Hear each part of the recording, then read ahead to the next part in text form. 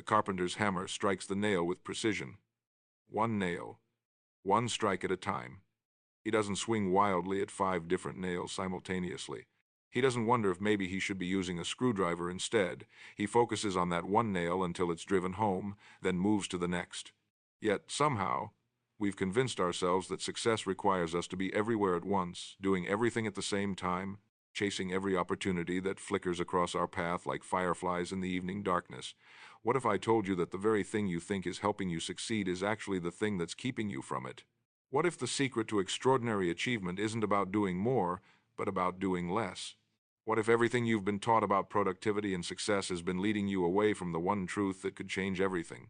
There's something profoundly wrong with how we approach our dreams and ambitions. We live in a world that celebrates the busy, rewards the scattered, and applauds those who juggle the most balls in the air. We've made heroes out of people who boast about their packed schedules and their ability to multitask. But here's what nobody wants to admit. Most of those balls are hitting the ground. Look around you. How many people do you know who are genuinely deeply successful at something that matters to them? Not just getting by, not just busy, but truly successful. The number is probably smaller than you'd like to admit. And yet, these same people you're thinking of likely work just as hard, if not harder, than those who've achieved remarkable things. So what makes the difference?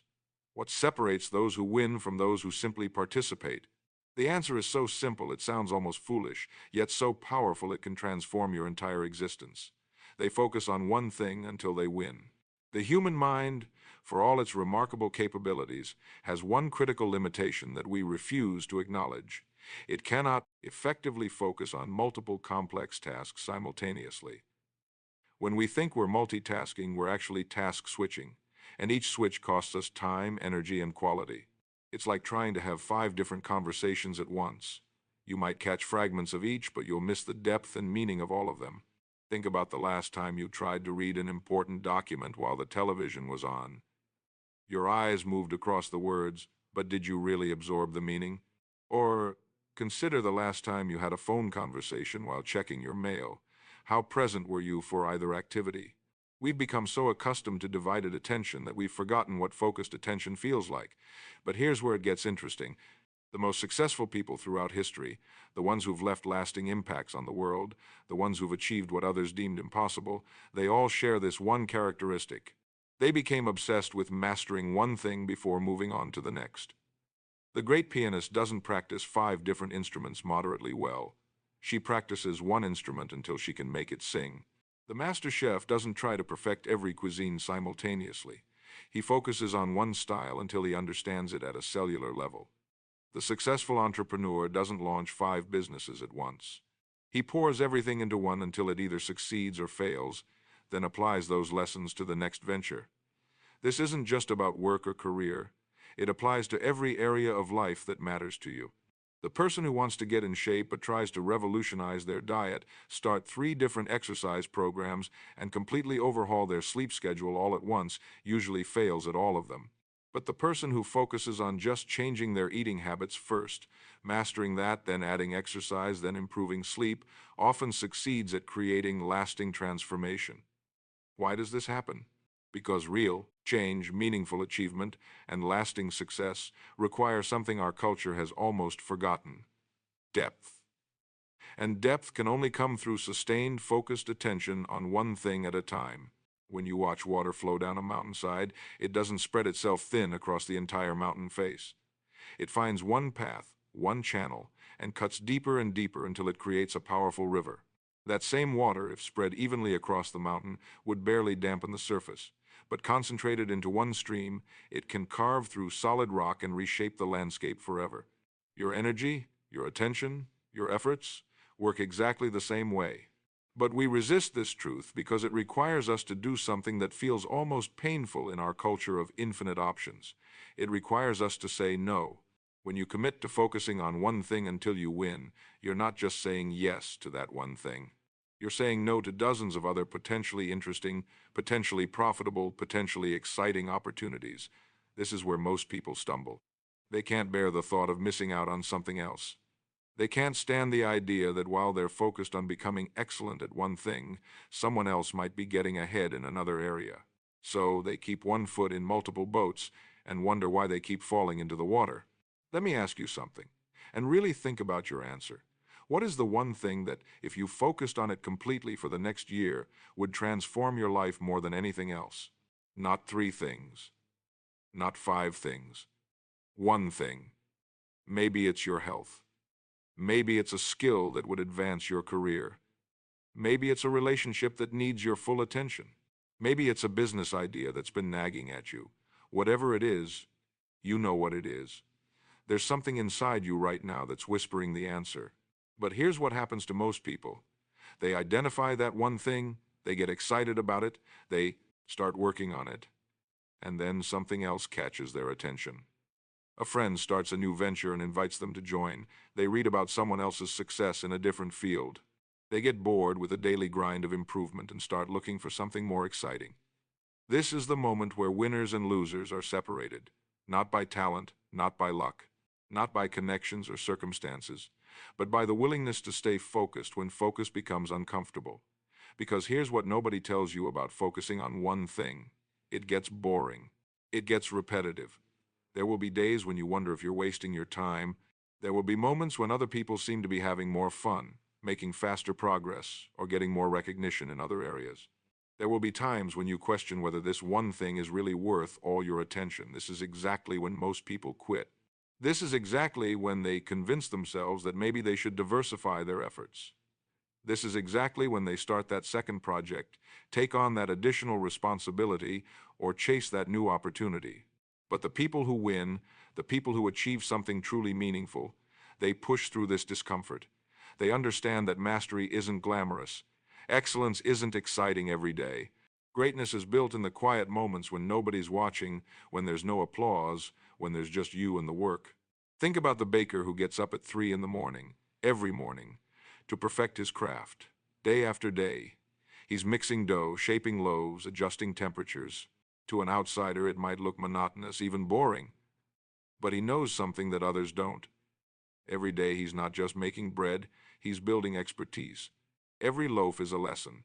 Every day of focused practice is an investment in mastery that will compound over time. The same principle applies whether you're trying to master a musical instrument, build a business, develop a relationship, improve your health, or achieve any other meaningful goal. The magic doesn't happen in the exciting moments of starting something new. The magic happens in the mundane moments of continuing something difficult. But why is it so hard for us to maintain this focus? Why do we constantly feel the pull to do more, try more, chase more? Part of it is how we've been conditioned to think about success. We're bombarded with stories of overnight successes, instant transformations, and people who seem to excel at everything they touch. But what we don't see are the years of focused effort that preceded those overnight successes. We don't see the countless hours of practice, the failed attempts, the boring repetition that built the foundation for excellence. We live in a highlight reel culture where everyone shows their best moments, their biggest wins, their most impressive achievements. But nobody posts about the 2 hours they spent practicing scales on the piano. Nobody shares the story of the 100th time they rewrote the same paragraph in their novel. Nobody celebrates the daily discipline of choosing the salad over the burger.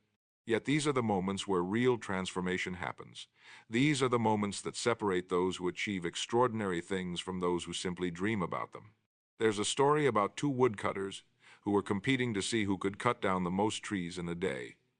The first woodcutter worked furiously from sunrise to sunset, swinging his axe without rest.